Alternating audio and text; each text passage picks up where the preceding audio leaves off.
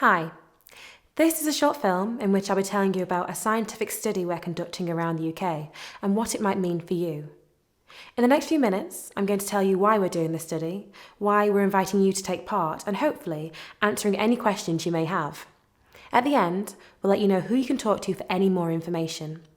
Firstly, it's really important to understand that it's totally up to you to decide whether or not you take part. If you do want to take part, you'll be given a detailed information sheet to keep and you'll be asked to sign a consent form. Don't forget, there's no commitment here. You can always change your mind at any time without giving a reason, and it won't affect your routine clinical care in any way. The study is looking at whether or not taking a small sample from the lining of the womb, or the endometrium, can improve the chance of achieving pregnancy in women receiving IVF treatment for the first time. It's known as an endometrial scratch. It might not sound very appealing, but it's actually a very simple procedure, and we'll tell you more about it in a minute. We already know that it can sometimes improve the chance of pregnancy in women who have previously had several unsuccessful attempts at IVF. But it's not known if this can help women having their first IVF treatment cycle, which is why this study is only for women who are having IVF treatment for the first time. Please remember, taking part in this study may or may not improve your chances of getting pregnant. We don't know exactly why performing an endometrial scratch may be beneficial, but we think that scratching the lining of the womb may release certain chemicals that can help the fertilized embryo stick to this lining and implant itself. We hope that having an endometrial scratch may increase the chance of having a baby.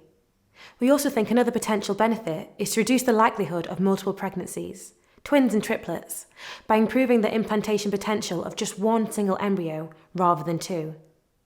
A multiple pregnancy is the largest risk associated with fertility treatment because of pregnancy-related problems such as bleeding and high blood pressure, and babies being born premature or with a low birth weight. So the birth of a healthy single child at full term from one embryo is the safest outcome of IVF for both mother and child. We plan to recruit over 1,000 women over 2.5 years from NHS fertility units across the UK. Half of the women will receive the endometrial scratch procedure. They're known as the study group, and half will not. They're known as the control group. Although the control group won't actually have the endometrial scratch, they're an equally important part of the study, because without them, we can't judge how effective it is. The selection of whether a woman goes into the study or control group is done in a random way, like tossing a coin, so each woman who participates in the study would have a 50-50 chance of having the procedure. So what does it involve? Just one extra visit for the endometrial scratch. A nurse will also contact you 3 times over a 12-month period after you agree to take part in the study to see how you are. You will also be sent 2 sets of questionnaires. Beyond that, no other visits or treatments apart from normal routine care. The endometrial scratch is a very simple outpatient procedure and it doesn't require any anaesthetic, but we do advise women to take something like paracetamol beforehand. This should lessen the chance of any discomfort, as the procedure can sometimes cause period-like cramps.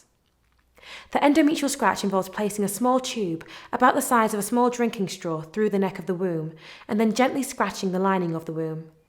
It would be performed about a week before starting your IVF treatment, and you'd be able to leave the unit once you feel well enough. You then carry on with your IVF treatment as planned. Those women in the control group would not receive the endometrial scratch, and they'd simply continue with their IVF treatment as planned. The research team would then follow up both groups of women to see whether or not they become pregnant and go on to have a healthy baby. So, are there any risks?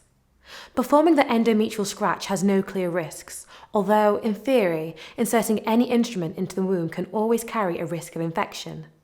However, all women having IVF are routinely screened for important vaginal infections before starting their IVF treatment.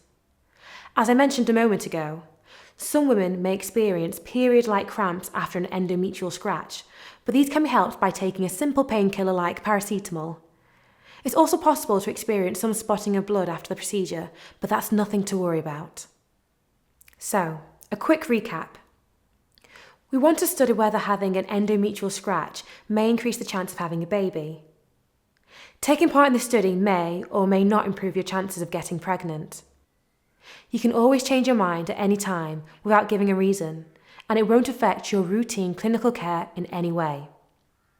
If you'd like to participate, your doctor or nurse will answer any further questions you may have. take your consent, and make all of the arrangements for you. And finally, we'd like to take this opportunity to thank you for taking the time to consider being part of this study.